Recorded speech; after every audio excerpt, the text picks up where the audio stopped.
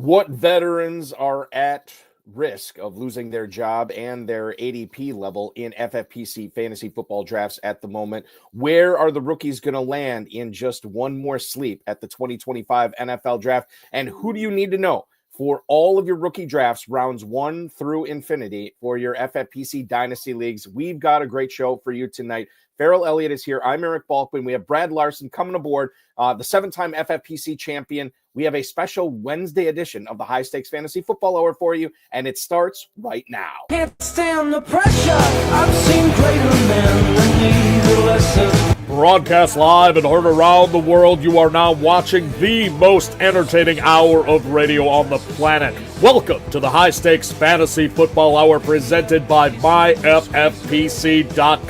with your hosts Eric Balkman and Ferrell Elliott. The High Stakes Fantasy Football Hour is your home for analysis from the best players in the world. And now, because no one else was available, here are Eric Balkman and Ferrell Elliott. Solace in the scripture. Are we not all our father's sons? I became a man. Nobody ever told me what a man was.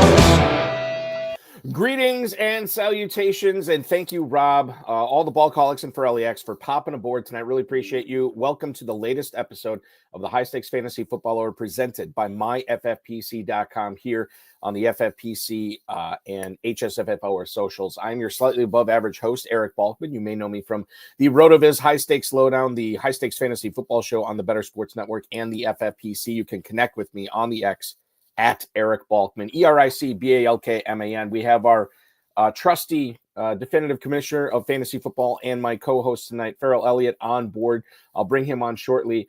Coming up on tonight's show, we've got a lot to discuss because 22 hours from now, the NFL draft gets underway in glorious Green Bay, Wisconsin, which I'm very excited to attend. It's going to be awesome. And tomorrow, in I would say about 25 hours from now, we're going to have first-round landing spots for a lot of the rookies. We're going to tell you what we think those landing spots are going to be tonight. We're going to talk about how it's going to affect your rookie drafts, as well as all of your best ball drafts that you're doing with the FFPC, the Big Gorilla, so on and so forth.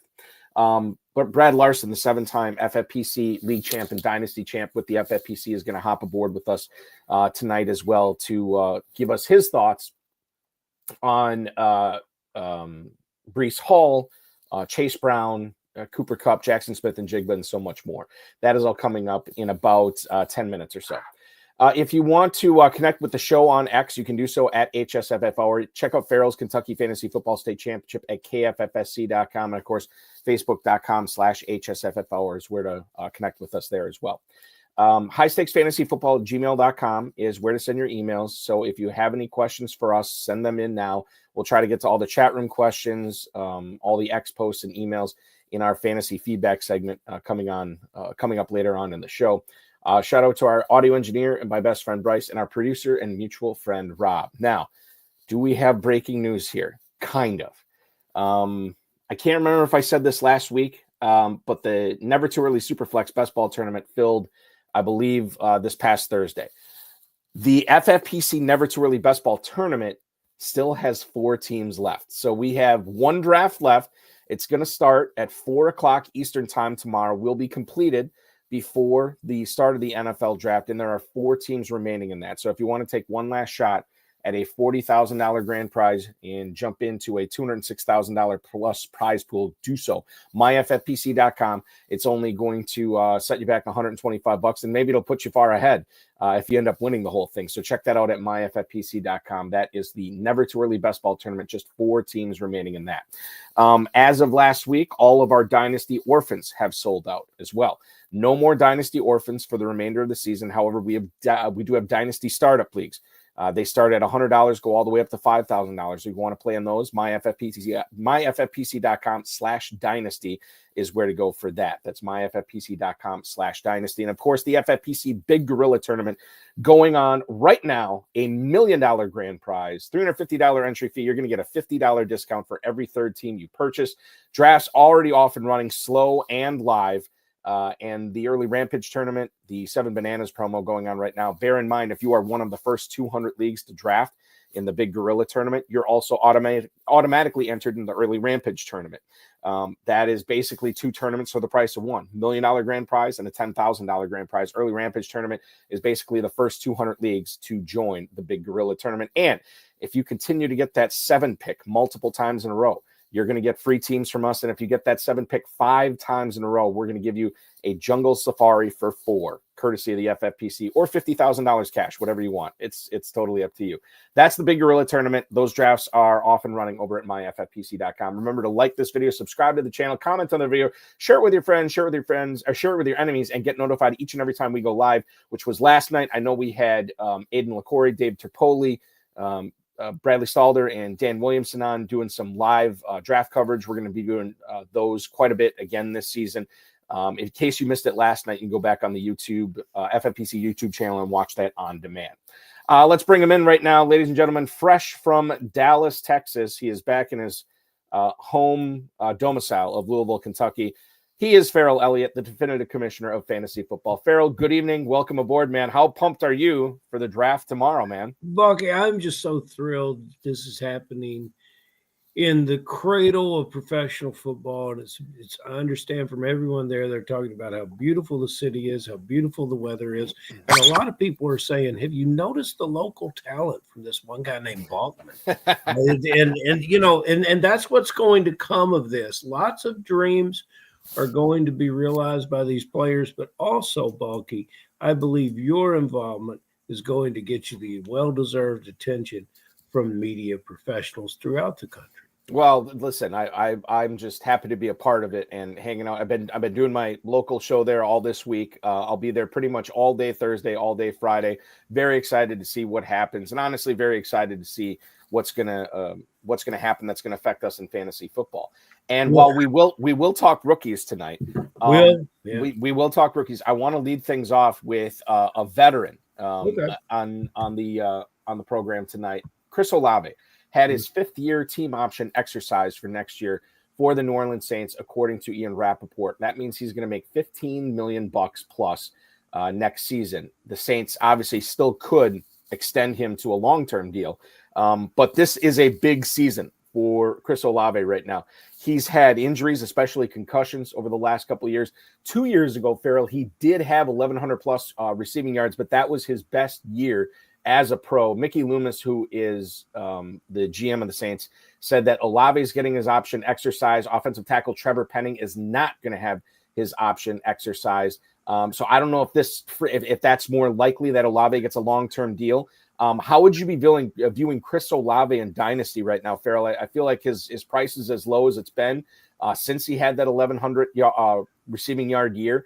And the fact that they've exercised his option, I think, gives you faith not only to draft him with confidence in 2025, but maybe you're looking at investing this guy, buying low on him right now going forward as well. Oh, that's the perfect idea. This is a complete ball player. He will negotiate through this option year. The Saints don't want this player ever to get to free agency.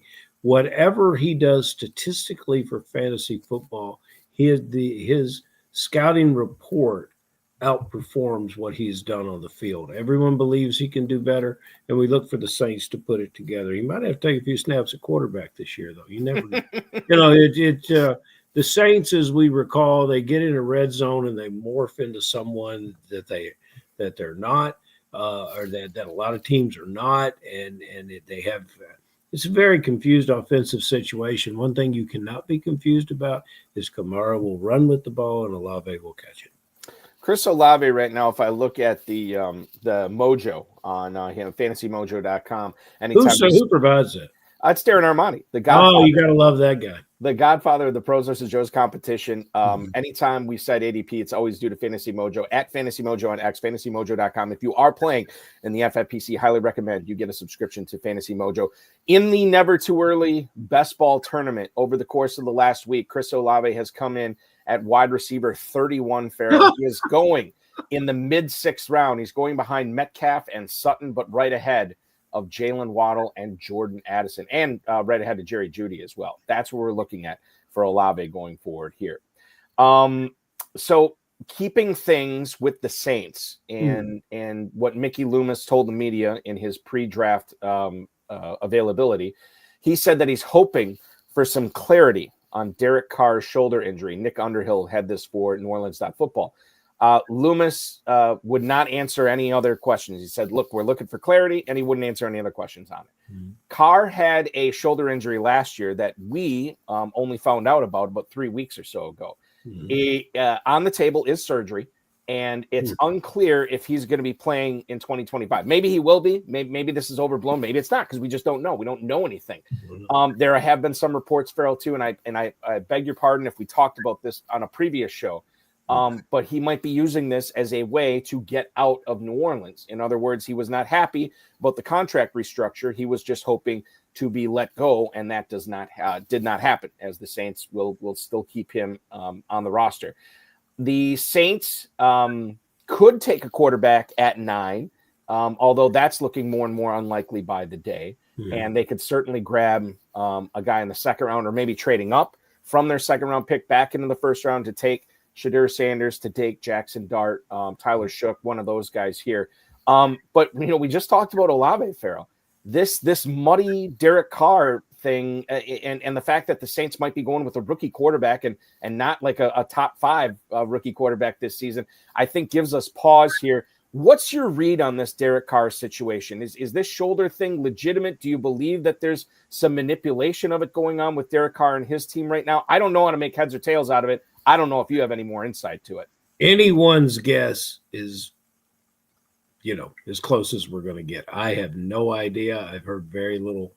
I've had very little back and forth amongst it. It goes back to one of my favorite lines: the people that know aren't talking, and the people that are talking don't know. So I'm just going to not talk about it. Let's go ahead and draft the tackle and celebrate Alvin Kamara. Let's go ahead and draft the tackle, and let's get very excited about what Kamara can do.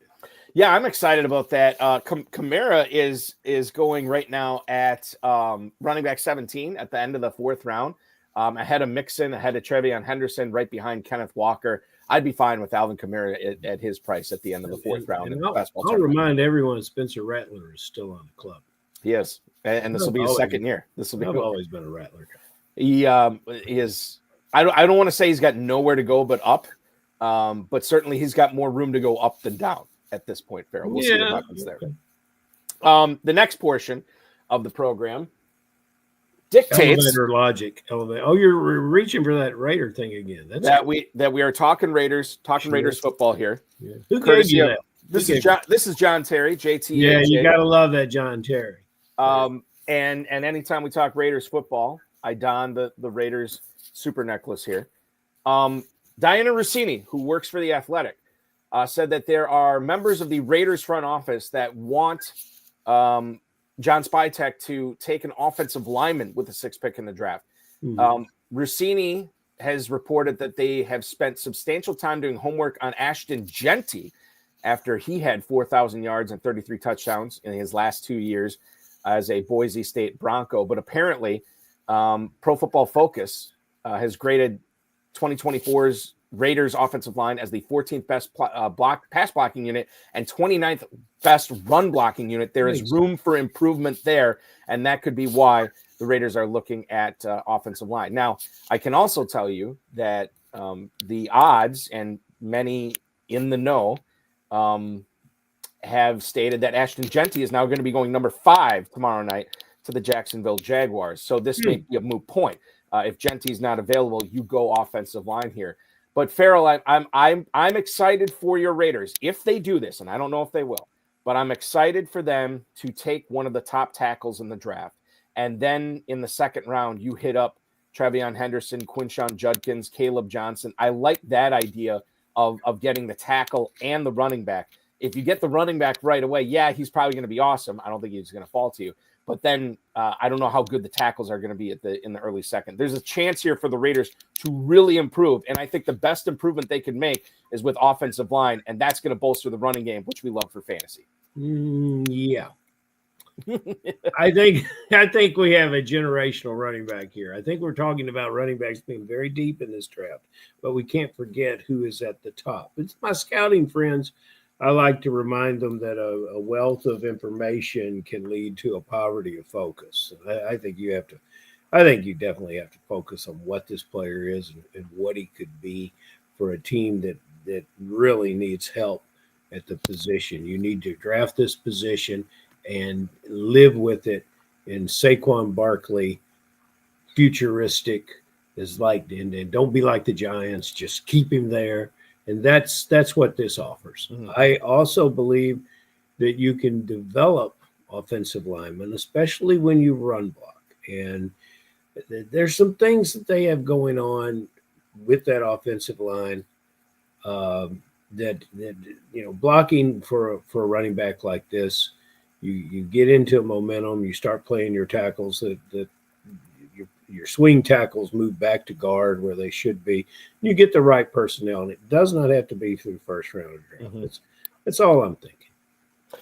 Right now, Ferrell, the top running back being drafted in the FFPC Never Too Early Best Ball Tournament is one Raheem Mostert at running back 76 at the 1904. Wow. So whoever you mean if I were to join one of those drafts tonight, are there any for sale?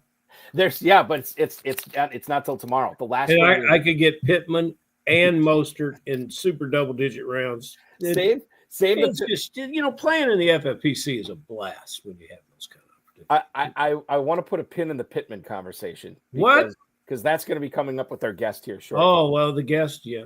Brad Larson, we're going to bring him on in a minute. The last thing I want to get to, Diana Rossini for The Athletic has also reported that the Browns, Steelers, and Vikings are the most likely potential suitors for Kirk Cousins. The Vikings, I think, is interesting, Ferrell, for a couple of reasons. Mm-hmm. Number one, they have J.J. McCarthy slated to be their number one quarterback there. Number two, Cousins played for more than a half decade in Minnesota already, so he'd be going back there. He's owed $45 million for this upcoming season. He's 37 years old. He could be traded tomorrow. He could be traded on Friday, dependent upon how the quarterbacks go, how the quarterbacks get drafted, and if you are missing out on a quarterback on Thursday and or Friday, Kirk Cousins could be your fallback plan. I think it's interesting to see him go if he went to Pittsburgh. I also think it'd be interesting to see him go to Cleveland. I don't want to get my hopes up. Ferrell, do you think Cousins is going to be a Falcon at the start of the season, or do we need to be drafting him in best ball leagues like the KFFSC, like the FFPC? Should we be drafting Kirk Cousins as a starting quarterback for 2025? I wish I had a better understanding of how much the Falcons will have to pay him that contract. That's what it and that will sort of determine his landing spot. There's some backroom machinations going on with that. And yes, he very much could be an NFL starting quarterback. He hasn't disappointed us in that role, and he seems to always answer the bell. He's like a lot of players. Atlanta was not kind to him. Remember in our beloved Moneyball when Billy Bean tells Dave Justice, no, the Yankees are paying you not to play against them. That's what the Yankees think of you. Exactly. Yeah, that's kind of where we're going. But the Yankees think of Justice was probably incorrect, and it might be what the Falcons think of Cousins could be incorrect. So I think that we'll get some clarity on Cousins, and then we should not hesitate to put him in. Put him in a lineup, especially best ball lineup. This isn't best ball, but as the Dizzle, this is not. We're not doing best ball. No. But I'm just mentioning this right now. This is not a best ball tournament or a draft I'm bringing up right now. But as the Dizzle has pointed out in the chat, 6 minutes now, and we have a gorilla tournament. The gorilla. Yes, exactly. So you want to chase the gorilla, you can do that. There's 2 spots left in that $1 million grand prize, and that draft will start at 10:25 Eastern time this evening. Just needs 2 heroes, and then you can be drafted. We got heroes all over. We got Bill Hollywood, John Terry, Stephen G's on here. We got all kinds. Hicks, and Christian must not have got the memo on the Wednesday night. They may not have, but Oinker's still here in their stead, so don't worry about it. James, we got Oinker here for you, taking good care of them. Good pick. We're going to get to Brad Larson shortly. One last question. John Terry posts this. Who is this year's Laquan Treadwell or Tavon Austin, Ferrell? A guy. I don't even understand John's questions. Well, I don't know. What the hell does that mean? Who is this year's Laquan? So let me frame it this way. Who is going to be taken in rookie drafts as like the 101, the 102, the 103. That is going to be a major bust. That is not gonna perform in his NFL career much to the degree we thought they would. Like Laquan Treadwell, like Tavon Austin, who I think Treadwell, good for him. I think he's still in the league right now, but he never really lived up to his potential, or at least what we thought he was going to do. Is there a rookie like that for you this year, Ferrell? Tootin, perhaps. Oh, Bichelle Tootin. Really? Tootin. Okay. But he won't get unless the only way he moves up draft boards is if he gets in a really good spot. Like if he's drafted as, depth or a backup or whatever, he won't get that high rookie draft capital. Well, I will point out to John Terry, this is why he should come play in Kentucky, because nobody was drafting Treadwell and all. Nobody did. No, that didn't happen over here. Did that happen over here, Balky? It happened. It happened. I don't think. Now, maybe not as high as he went somewhere else. The Vegas, but by the time we got to Planet Hollywood, that Treadwell stuff is smoking. Dizzle pointing out here that he has concerns about Tet McMillan, that he had no touchdowns from weeks 2 through 7 last year. And I will say this, throughout all of drafting season, rookie drafting season or pre-drafting season, however you want to call it, I was never sold on Teteroa McMillan. And I've had people come on this show. I've had people come on some other shows that have tried to sell me on it. Derek Brown was my guest from Fantasy Pros on the High Stakes Fantasy Football Show on Monday night. And I think he put me over the edge that I'm now on board with Tet McMillan, but it's still soft, Ferrell. I mean, like I could teeter either way. Right now I'm pro McMillan, but I don't know. It's a fluid thing. We'll see how it goes. And we'll see what landing spot he gets. As Sean Green just pointing out, if he doesn't get a good landing spot, then he worries him. And that's. I would go back to Terry and I would say, why don't you ask who is this year's Rome Odunze?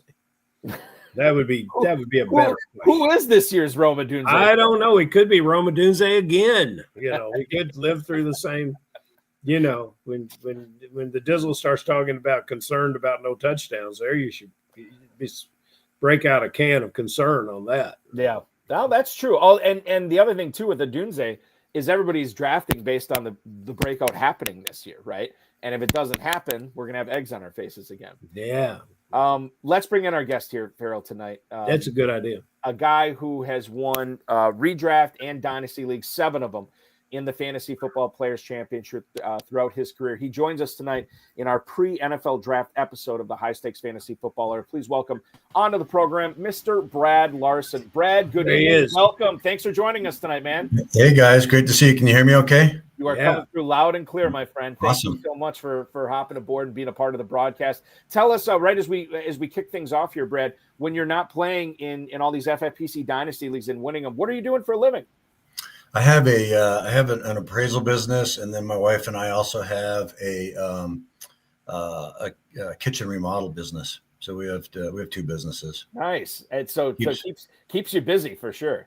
Definitely does. Say so. And I think you should, Brad. I think you should license these X-ray glasses you're wearing. These are very cool. You like them? I love these. No, it's a great style. Oh, look at that. Now we see your true handsomeness. I can't do anything without them. So I'm jealous. I wish I had a pair. Fantasy football question number 1.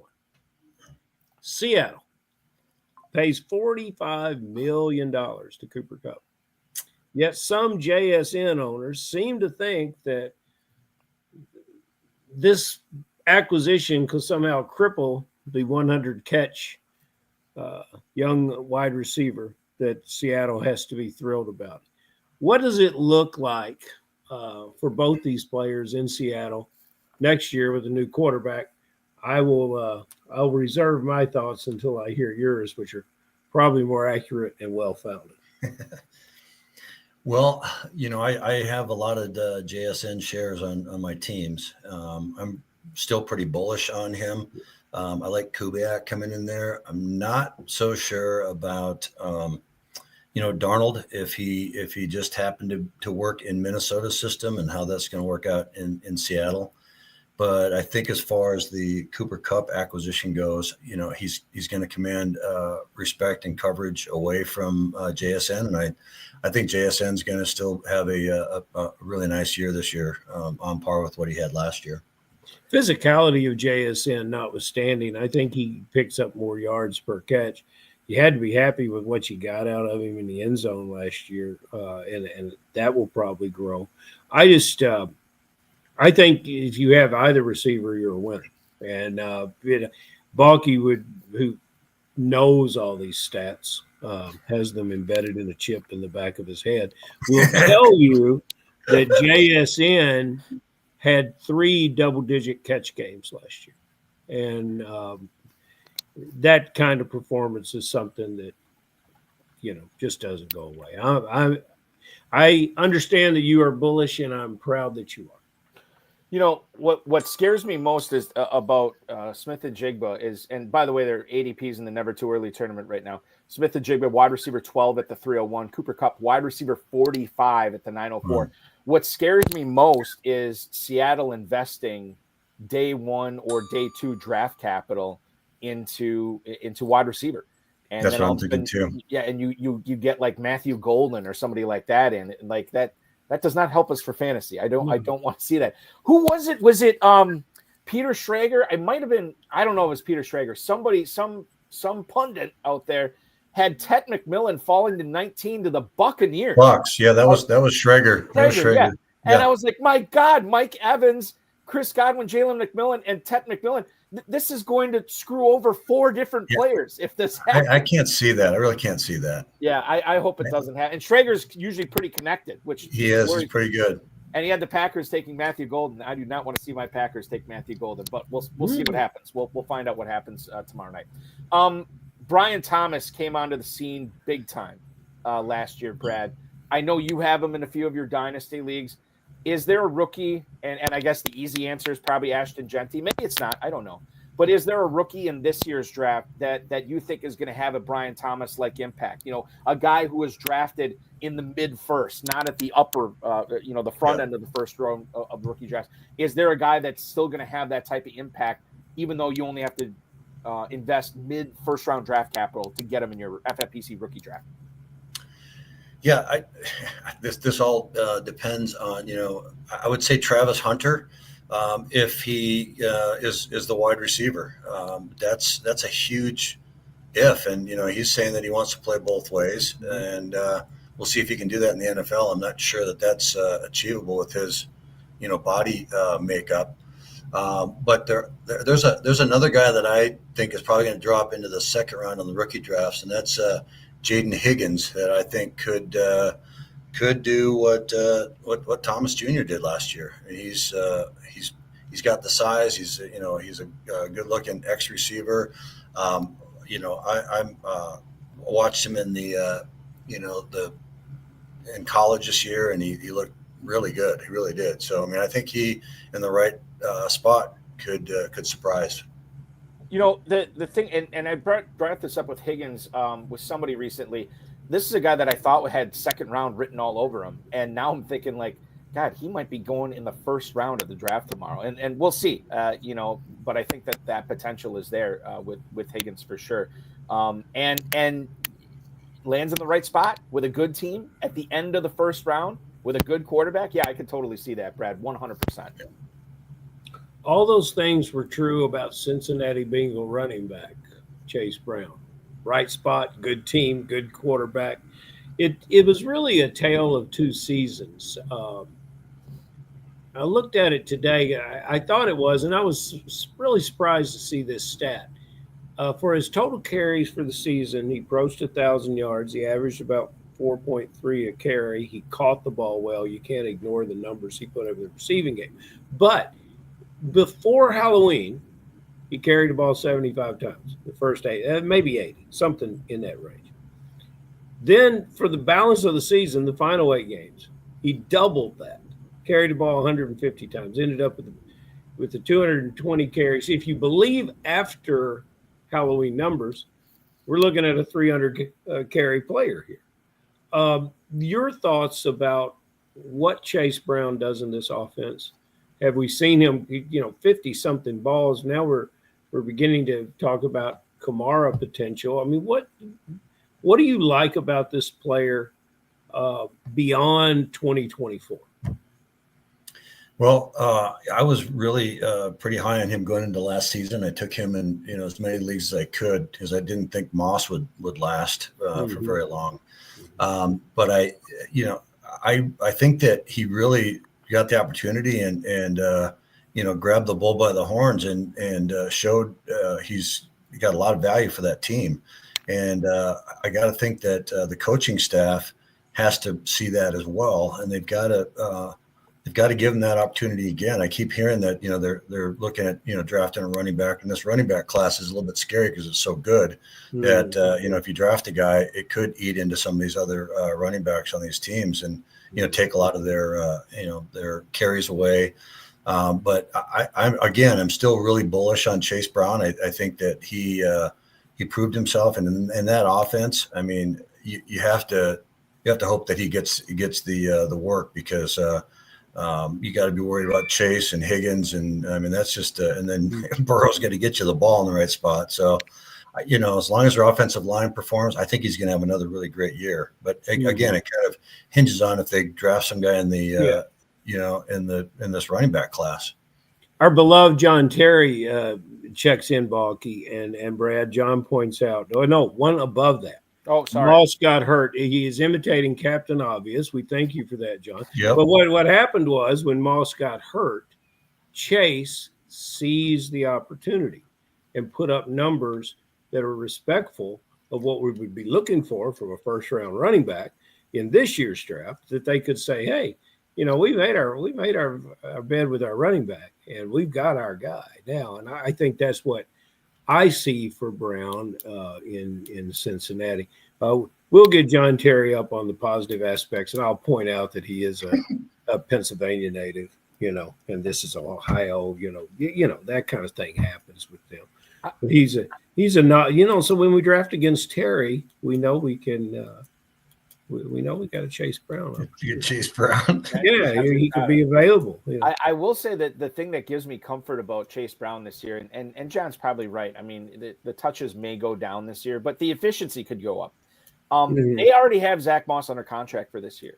They went out and signed Samaje Perine. So, right. and the fact that I believe 170% of their cap is based on Burrow, Chase, and Higgins.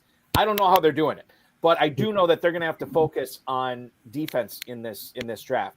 And I think a running back may be a luxury they can't afford, and the most talented running back is Chase Brown. So I do like that. I think of all the veteran running backs, Pat Fitzmaurice from Fantasy Pro says this is going to be a retirement party for a lot of veteran running backs around the league after the draft. And this is one that I'm not concerned with as much. I mean, I'm concerned with all of them, I guess, but I'm not as concerned with Cincinnati's here. With apologies to Ferrell, I will handle this Indianapolis Colts question here. The correct wide receiver to own for the Colts this year, is it Alec Pierce? Is it Josh Downs? Is it Ferrell's buddy Michael Pittman? Is it Adonai Mitchell? Is it somebody that they could draft? Who do you feel is going to be the pass catcher you want for fantasy this year in Indianapolis, Brad?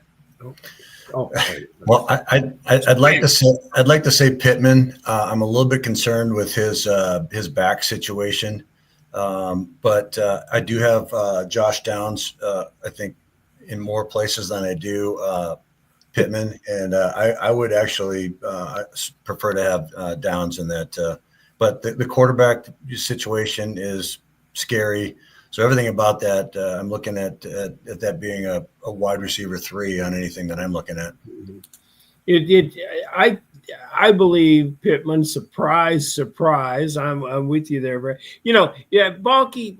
That movie. We talk about movies sometime here, Brad. Please forgive us. That it was a series. One of the streaming networks. Jeff Bridges played a Western cop, Western sheriff. He and the deputy walk into the diner. And the elder waitress comes up and says, "What don't you want?" And that's one of my favorite scenes. I've seen that. and this is kind of a "what don't you want?" Because Go ahead. Let's be the Pittman apologist that I am. I'm apologizing for him catching 75 passes last year, playing with a broken back and a quarterback that could not function. Although he does have great long ball accuracy when throwing to Pierce, I will say that. Mm-hmm. But so I got some wide receivers on some of my teams that can't show up with a little bit of a hamstring pull, and I got a wide receiver in Indianapolis playing with a broken back. And that's all I want to say about that. And he's catching balls. Okay. I don't want to. I need to find out about this. I don't have any opinion. Breece Hall, you buying or selling? Yeah, I have Breece in a couple areas, and I'm holding is what I'm doing right now. I'm holding. I saw the question on would I sell him for less? I don't think so. I think I'm going to give him the opportunity and ride him out to see if he can't bring it back from where he was. I think that I probably would be doing the same. I don't think, especially with what the Jets did last year with Isaiah Davis and Braylon Allen, I don't think that it's necessarily going to get worse for Breece Hall after the draft. It can only get better. So I'm with you. I wouldn't be going out and trying to acquire him. But if I have him, I'm holding him right now just to see what happens. Let's take a question here from YouTube. Pearson hanging out with us tonight. He wants to know, Brad, your thoughts on Joshua Palmer's big contract with the Bills. Would you prefer Khalil Shakir or Joshua Palmer? Cheers. We appreciate that, Pearson. I can tell you this, by the way, guys. I looked this up. Wide receiver 50, Josh Downs. Wide receiver 52, Michael Pittman. So they're very close to each other right now. Really? Wow. And the never two. Wide receiver 130, Alec Pierce. Alec Pierce, probably. Yeah. Adonai Mitchell, wide receiver 500. Okay, Khalil Shakir, wide receiver 38 right now. Joshua Palmer, wide receiver 71. There is about 9 rounds of difference between Shakir and Palmer right now. So I think we have to frame the question here, Brad. Who do you like better at cost? Are you willing to pay up for Shakir, or would you just rather wait another 9 rounds and take Palmer instead if you're dead set on drafting a Bills receiver? I like Shakir and PPR definitely. But I've always been pretty bullish on Josh Palmer too. I think he's a really good receiver and hasn't had his due. So I think with Josh Allen there, I'm liking to take him, and that if that's a 9th round pick, I would definitely go for that value. Yeah, it seems low. I thought he would get bumped up, and I don't know. Ferrell, why do you think it is? Why do you think FFPC players are still drafting him at that 16, 17 turn? I figure with that kind of monetary investment with Josh Allen, it would be up there. I mean, is Khalil Shakir really hurting his value that much? It's got to be something else, right? No, I think a lot of players have bailed on Palmer. He's had his test moments, and he has not delivered. Thus, he finds a change of scenery, and I think he definitely needed a change of scenery, and he is worthwhile at that price. Khalil Shakir is a different kind of ball player. This is one of the better ball players in the league, and I would tend to think that when we gather next year with Brad Larson, who makes one hell of a champion and one great guest, when we gather with him last year, he's going to talk about some of his championships being keyed by the Allen and Shakir connections. And they brought in, it's their culture and history, a number of veteran receivers to squeeze that last little bit of talent out of them and see if that value can get there. We can go all the way back to Cole Beasley, and so that's what that organization does. And check Curtis Samuel if you want to see how it works. But we're dealing with 2 different kind of ball players. So yeah, I don't. John Terry pointing this out here. Joshua Palmer is replaced with Mike Williams, who the Chargers already know stinks. Palmer can't be that. Brad, you did not know that you were bringing along John Terry as a co-guest. That's great. That's great. John John said something. John said something. He was taking one of his beloved digs at me about Claypool, and that was an interesting thing because this is a big receiver that I really loved. Of course, comparing him to Pittman is nonsense, but one of the things that we don't know about this draft, how do we, we're sitting here trying to separate players, and the analytics aspect of this is one thing of, how they approach certain players and how they value certain players and what they see in teams. And that's a big difference from franchise to franchise. But another thing is understanding who these players are. That's why they have these 30 visits. They really, after everything they bring you in, they try to get in your head and know who you are. And, Claypool had a lot of talent, and off the field, things didn't come together. And when on the field, it got bad quickly. When you invest in a player in fantasy football, one of the things that you have seen him overcome some adversity in college, perhaps an injury, overcome basically putting the team on his back and carrying it. Dave, the Dizzle, was talking about how not seeing a guy score a touchdown is a problem. Yeah, that to me, that is a problem because you didn't step up and deliver. So, yeah, these are a lot of things. And fortunately, we can quit projecting about it here in 3 days completely. And it's So I don't think any of our opinions, they have a time date on them that is quickly becoming irrelevant very, very quickly. Well, I will say, Ferrell, just and to answer John there, I don't have any shares of Joshua Palmer, but at his value, I would assume that my team's going to be pretty stacked by the time I get to the 9th round. If he's there, I might look at that, but I don't have him anywhere. And I think that the Bills may still draft a receiver as well. And I don't know what Coleman could do in his second year there. I will probably completely stay away from that situation. But as far as the question was phrased or coined, I would, say that value could be there in the 9th round with what is it got. 9th round, Balky, or is it later? No. Palmer is 9 rounds after Shakir. Yeah. 9 rounds after, so double-digit rounds for Palmer. Yeah. Okay. Yeah.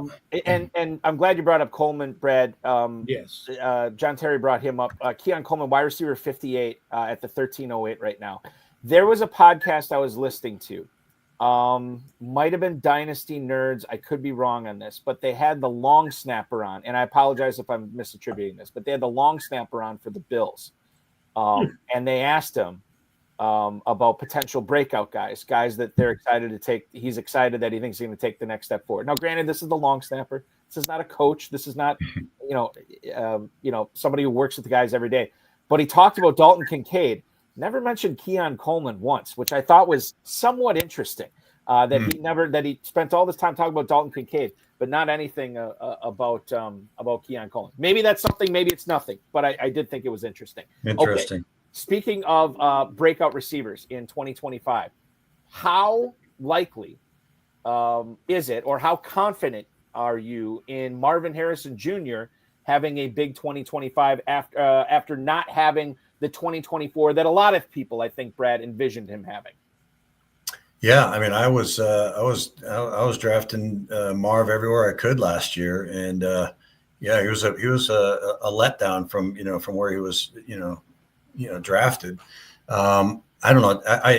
Kyler Murray is a little bit of a question mark, and he really likes to go to McBride, and he really likes to use his secondary and third receivers as well. So I don't know. I'm still bullish on Marv. He's a specimen for sure. So you would think that the coaching staff has got to figure out some way to get him the ball more and utilize him in that offense. I mean, he's just too big of a weapon not to. John Terry, it all depends if Kyler Murray and Marvin Harrison are playing Halo together or playing. That's what it comes down to as far as Harrison's. And maybe that's all it is. Super talented quarterback, super talented receiver. They're going to have the opportunity to hook up a lot this year. The rise of Trey McBride, I think, obviously puts a dent into his target share with Arizona, but there's still plenty of room for growth as well. Plenty of room for growth in Kansas City as well, Ferrell, for some pass catchers there. Where did you watch the Super Bowl this year, Brad? Where did I watch it? We went over to a friend's house. It was just a kind of a small gathering and watched it. When you go to a friend's house, can you concentrate on the game the way you want? I make it a point to, yeah. So yes. In this setting, it was great. It wasn't one of those big parties where Well, it wasn't great for Kansas City unless you're projecting the Xavier Worthy. So you got 3 receivers in Kansas City. Right. You've got Worthy, you've got Rice. You've got Hollywood Brown. You got a quarterback that should support 3 receivers, but Worthy is the one that is most intriguing. Is he a targeted player for you in drafts? Balky will give us the Armani numbers on him, but this is a different question from what Colts receiver you want. This is what Chiefs receiver do you want, and do you want 2 of them, and then how do you go from there? So, Balky, what you got on our player here? So do you want all the Kansas City receivers? No, just Worthy. Just Worthy. You were looking at wide receiver 22 at 4'11", and I'll bring this up. Wide receiver 21, Rashee Rice. Yeah. 1 spot ahead of Worthy. So what are you doing with these Kansas City receivers? Well, you got to throw Kelsey into the mix too, right? So you got a lot of targets to go around. I think there was some comfort level that was created with Worthy last year. I like him. I mean, I think he showed out the last part of the season, and I think he's going to continue to command targets from Patrick. And Patrick, he'll get the ball. He'll get the ball to his receivers. So I like Worthy. I mean, especially at that and 4'11", that's a good spot for him. Mm-hmm. I'm kind of with Dizzle on this one. Hollywood is garbage. Oh no, no NFL players are garbage, sir. Here's the thing. I want to couch this. I want to say, Ferrell's right. If you are playing in the NFL, you are not garbage. However, for fantasy football, it is tough for me to sell Hollywood Brown to be drafted. And it's also hard for me to say that this guy is going to have a significant impact on what Kelsey, Rice, and Worthy do this year as well. And what Dizzle is spot on, Kelsey, and a lot of people are out of that. And Brad, thank you for bringing him up. A lot of people are down on Kelsey, but, in our play with 1.5 receptions, the tight end premium, Kelsey is 90, and I think the Dizzle's aiming a little low. I think he gets over 100. That'd be nice. And I think Hollywood Brown is our spoiler for Worthy and Rice. Or Worthy and Rice alone, without it, and Brown was beat up a little last year. You take Hollywood Brown coming back healthy, he becomes our spoiler. He takes away the opportunity that I see Worthy and Rice becoming Higgins and Chase. That with a guy like Brown, perhaps that doesn't happen. But I believe that can you draft at the end of that draft and take them both at the end of 4? Can you go and take them back to back? I think this is interesting. John Terry also saying if all the Chiefs pass catchers are going to be good, why is Mahomes going so late? And I don't know. I mean, okay, he's quarterback 6 at the 609. Is that late? It's not late, Joey. I don't think that's late. I think he finished down last year. He didn't finish as quarterback 6. But I don't think he's going late, and I would not qualify 609 as quarterback 6 as late. But John has made 25 comments tonight, Balky. He's been wrong about 2 of them. He's doing all right. He's wrong on Pittman, and he's wrong about where Mahomes is being drafted. And when he doesn't agree with Brad, he's wrong too. So those are the problems that we're having. What was the other thing I saw that I wanted to talk about here in the chat? Pearson chiming in. Brenton Strange is great value right now. Brenton Strange, the guy who's ostensibly going to be taking over at tight end for Evan Engram in Jacksonville. Brad, what do you make of his tight end 22, 1302, never too early best ball tournament value right now? You can get Brenton Strange, a starting tight end for the Jaguars here in the 13th round. I like Brenton Strange a lot. I think he's gonna. I think he'll have a really nice season for Jacksonville this year. I really do. Ferrell, have we talked about Brenton Strange enough? I don't know where you stand in on him. I've got to be schooled. I think Brad just schooled me a little bit on this player.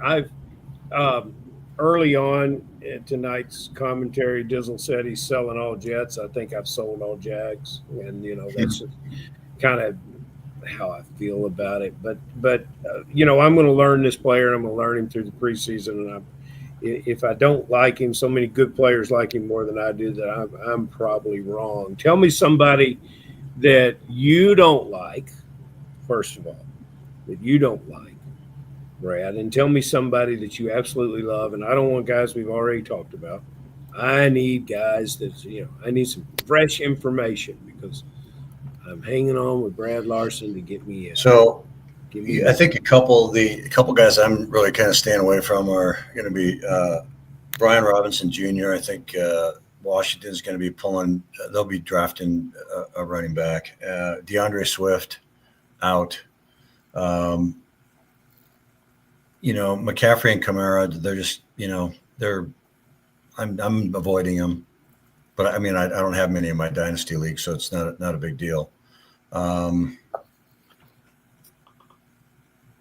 Those are really two of those two running backs are what's concerning me this year based upon this draft class. Well, let's go positive then. Tell us who you love. Well, the obvious ones, Chase, Neighbors. You like Chase? Gibbs, Brad, you got a lot of Jahmyr Gibbs, right? I do have a lot of Jahmyr Gibbs. I got a lot of Bijan. I really had the fortune of some really good drafts the last couple of years, so I'm really kind of stacked, and I have the luxury to kind of sit back now and kind of pick in these dynasty, and I really love these dynasty leagues. It's just been such a fun time. But I did want to tell you guys about a trade offer that I had earlier today. Sure. And I don't know what you guys think about Brock Bowers, but I think he's a generational guy. So I had an owner make me an offer that was the 2-8, 2-11, and 2 number ones next year. And it's a one quarterback league. So I didn't take it. Yeah, I can't do it. No. Glenn Lowy, longtime FFPC player, plays a lot of Dynasty as well.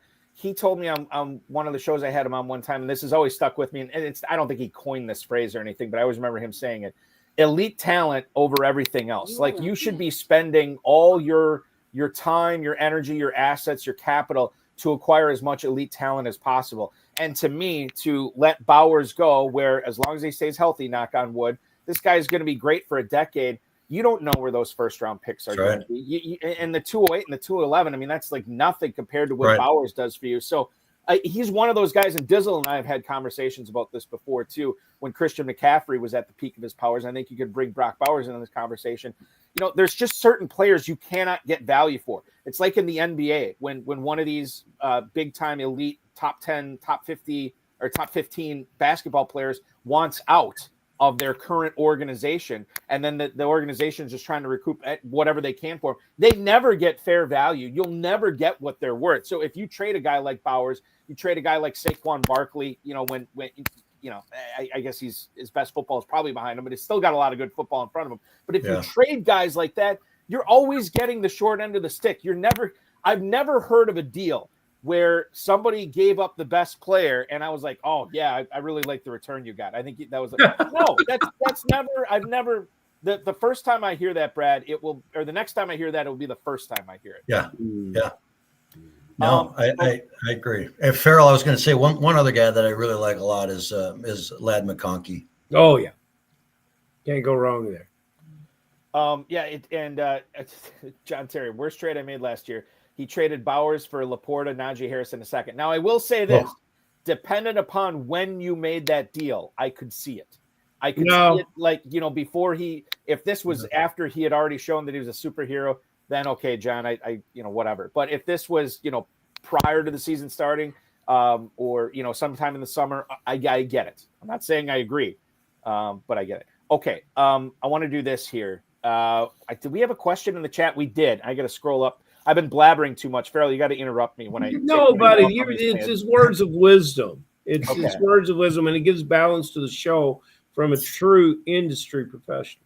I don't know who that is. Okay. Yeah, Brad and I do. John Terry wants to know. John Brad, Terry's been listening to the show tonight. I had yes, no yes. idea. He popped in, made a couple of comments. All right. John Terry, whose dynasty value does Brad think will get destroyed tomorrow? Ooh. You just mentioned Brian Robinson as a guy that you're kind of avoiding. I'm assuming because that Washington backfield is going to get an injection of some youth in it tomorrow. But what else? I mean, who else? Whose other dynasty value is just going to get blown up? Well, going back to Schrager's Mock draft. If I think if Omarion Hampton goes to the Vikings, then you lost some. Those guys are that would blow up that backfield. Yeah, and if Omarion Hampton goes to the Cowboys, Javonte Williams' RB1 season is over. Yeah. Oh, I'm a Broncos fan, so I'm hoping he drops, and that's who the Broncos select. So yeah, that'd be cool. Who was I was listening to somebody saying that if the Broncos even get RJ Harvey in the second round, Brad, he could be a top 10 running back this year as a rookie, which would be crazy to think about, but it's definitely possible. It's on the table. I would agree with that. Couple of emails here before we let you go into that good night, Brad. Rod in Springfield, any chance of a sophomore slump for Jaden Daniels? Rod in Springfield, we appreciate you chiming in here. Yeah, I mean, anytime there's a player who comes out as a rookie like that, I think I'm always kind of bracing for just a regression in the mean, and maybe there is something coming there. Maybe it's not significant. I don't know. How do you feel about the chances of Jaden Daniels slumping a little bit in his second year in the NFL, Brad? So I'm an ASU guy, and I saw Jaden come in as a skinny little kid at ASU, and they've been saying that about him for his whole career. That next year he's not going to perform, and all he does is just step up year after year. So I don't see him missing a beat. I really see him just kind of being an elite quarterback. Final question we have for you tonight here. Josh in Valleyhead, Alabama. Are you pro or anti Michael Penix, Brad? Thanks so much. That is Josh in Valleyhead, Alabama. Where do you stand? Are you on the Michael Penix bandwagon, Brad? I am. My only concern with him is his injury history. Other than that, I think he's a smart, cerebral quarterback, and he's got a good arm. I think he is going to be the real deal as well. In the latest installment of Time is a Flat Circle, Michael Penix will probably blow out his shoulder week one. Kirk Cousins will step in, throw 30-plus touchdowns, and win Comeback Player of the Year en route to the Falcons, making it all the way to the NFC Championship game. Cousins is sitting there with a big fat contract with a clipboard, so he's Dizzle said something very illuminating.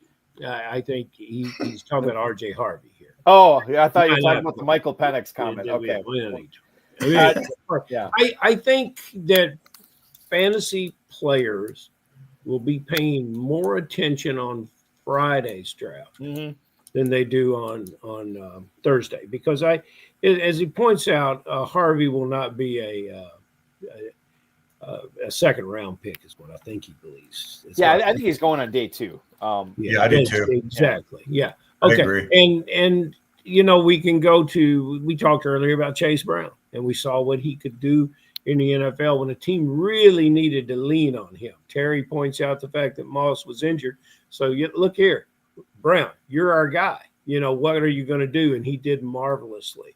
So this running back talent that's deep means that there's going to be talent that's available late.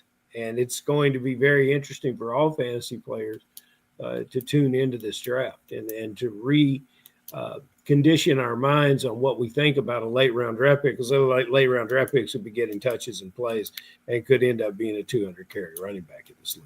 Yeah. And it's just the way it is how they value running backs. For what it's worth, NFL Mock Draft Database does have RJ Harvey projected as a 4th round pick. Yeah. But I do see a lot of mocks on here having him go in round 3 as well. So I don't know. Maybe he doesn't go day 2. I still think he does. I guess it wouldn't surprise me if he went in the 4th round, but we shall see, guys. because Friday night we're going to have that question and so many more answered. It's going to be great.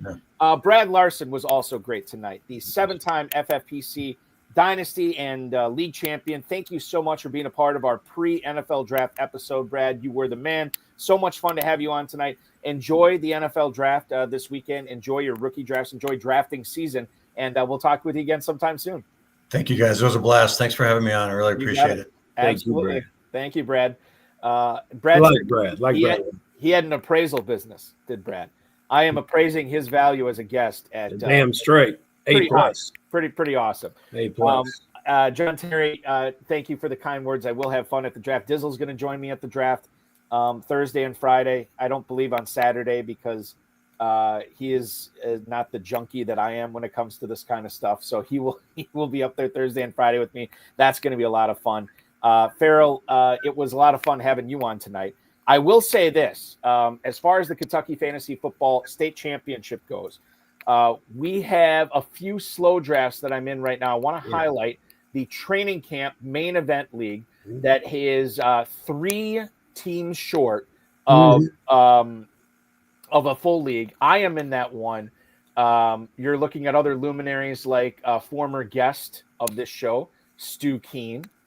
Is in that. Fran Shinnick, who has also been on this show before, he's in it. Bill Hollywood is in it. And Dom Guzzetti, I don't know where Dom is tonight, but he's in that as well. So if you want to compete against us, we need 3 spots to fill there. I think Derek's in that draft too. Oh, really? Okay. Yeah. Then there you go. And that draft, just so everyone knows, it says starts when full. It's a bit of a misnomer there. We will start that draft after the NFL draft and after the Kentucky Derby. It'll start the first Tuesday, which I believe is May 6th, Balky. So I'll fact check. It's either May 5th or May 6th. It is May 6th. Tuesday, May 6th, and that's the day it will start. No matter when it will sell out before then, but it'll start May 6th. Derek, our first main event of the year. Yes, exactly. And you're in it, Balky. I'm in it. Derek Greer is also in that as well. And I will tell you, I'm in another draft master for the KFFSC. We are 5 teams short of that. We got Jake Belike in there, and who else do we have? Mark Moyer, Melissa and Kirby Barker, Fran Shinnick is in that one as well. And Team Porkies. Shout out to them. They're in that draft master. There you go. Register for that at kffsc.com. And then we also have some more drafts that are going to be released here soon for registration, right, Ferrell? Yeah, that's our Sweet 16 Best Ball Championship, 96 teams, $300 entry, a $10,000 grand prize. And if you love best ball, that's a great contest to be in. It is a great contest to be in. Green Bay is going to be a great city to be in. I'm so pleased you're there. Yeah, I think you can't add a lot to the Green Bay lore of football, but I think this will do it. And talk about true fans coming out. And when I was in the Dallas airport today, there were people getting on the planes, not flying to Louisville, but flying the other directions to get to Green Bay. They were in their paraphernalia. They're coming to the draft. Pretty exciting time to be a football fan. Yeah, it's going to be great. We hope you enjoy the weekend, Ferrell. Enjoy the draft. We will do this show again in our post-NFL draft recap episode, which is coming up next, not this Friday, but next Friday. We will talk with you then, my friend. Thank you, sir. That is Ferrell Elliott, the definitive commissioner of fantasy football, hanging out tonight on a special Wednesday episode of the High Stakes Fantasy Football Hour. That will conclude our broadcast. Thanks to the FFPC, Ferrell Elliott, Rob Bryce, Brad Larson, and, of course, each and every one of you for listening, streaming, downloading, viewing, whatever you're doing, however you're ingesting this content. We appreciate it. As I stated, we will be back. No show this coming Friday because you'll probably be watching the draft and you'll want to see my ugly mug on your screen. Enjoy it. It's going to be a lot of fun. May 2nd is when we will be live again on this program, 10 p.m. In case you miss Monday night's High Stakes Fantasy Football Show on the Better Sports Network, Fantasy Pros Derek Brown, he was awesome. And I'll just give Derek Brown a shout out. That was his 4th live stream of the day, and he brought it with all the energy you could possibly imagine. He was awesome. That guy is a pro, and he knows his stuff too. It's awesome. It was a great show. Hopefully you can check that out. We will be back next Thursday at 7 p.m. That is May 1st. We will be doing that show again. The live stream for the live draft coverage, in case you missed that last night, Aiden LaCorey, Dave Tripoli, Dan Williamson, and Bradley Stalder. You can watch that back on the FFPC YouTube socials. And if you want to actually, instead of watching a draft, drafting, we got a few spots available in the Never Too Early Best Ball Tournament. In fact, as I look at it right now, we were down to 4 teams at the start of the show. We are down to 3 teams. 3 teams left in the entire Never Too Early Best Ball Tournament. That tournament is limited to 1,728 teams. 1,725 of them are spoken for. You could grab one of the last 3 spots. That league drafts at 4 p.m. Eastern time tomorrow. Draft day draft. What could be better?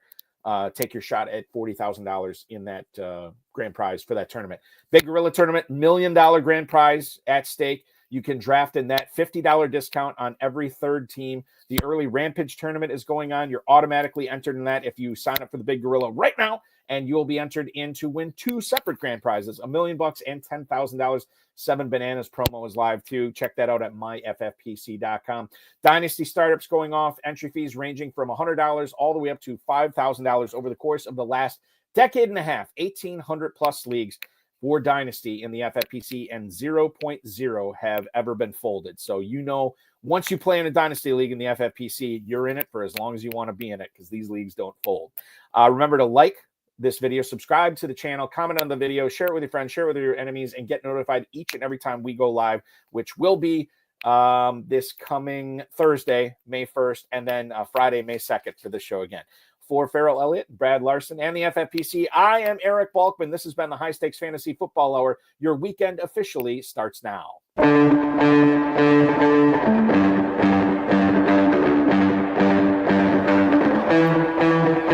This has been another episode of the High Stakes Fantasy Football Hour presented by myffpc.com.